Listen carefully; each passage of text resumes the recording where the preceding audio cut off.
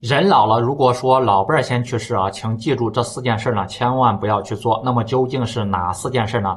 对晚年幸福生活比较重视的朋友啊，可以先给这个视频点点关注，点点赞。我们接下来就言归正传啊。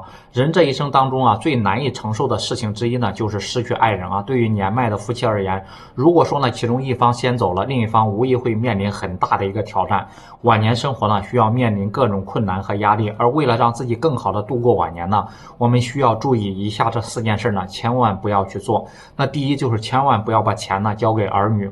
晚年最重要的依靠就是老伴儿，在老伴儿去世以后呢，那么我们能依靠的就只有我们自己了。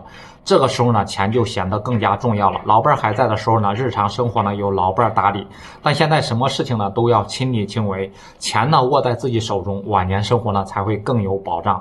不要因为贪图省事而盲目的信任儿女啊，把钱尽数的交给儿女保管。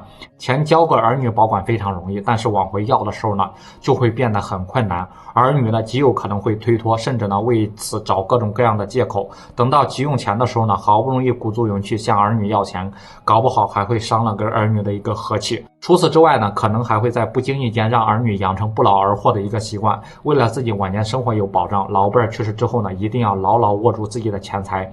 千万不要过早的将钱呢交给自己的儿女保管。那第二，最好不要把房产过户给儿女啊。老伴走了之后呢，根据地呢不能够丢。房子呢就是我们遮风避雨的一个地方。丧失老伴虽然说是人生的一大不幸啊，但是呢失去房子远远比失去老伴呢更加不幸。没有老伴但是拥有房子呢，最起码还有拥有安身立命之所啊。如果在失去老伴以后呢，把房产过早的交给儿女，或者是出售名下的房产，去帮助儿女去置换更大的房子，但凡儿女呢忘恩负义，即便付出了所有，儿女呢也不会给自己留一席之地，后半生可能会过上颠沛流离失所的一个生活。为了晚年生活有保障，在老伴走了之后呢，千万不要过早的把房产交给儿女，老人呢一定要切记。那第三就是最好不要再去找老伴啊！失去老伴以后呢，在漫漫人生路上，衰老的不仅仅是我们的身体，还有孤单寂寞的一个内心啊！现如今呢，很多单身老人都希望通过相亲再去找一个老伴，领证再婚也好，搭伙过日子也行。虽然说现在离婚率居高，年轻人的结婚率也在下降，但是老年人的再婚率呢却提升了很多。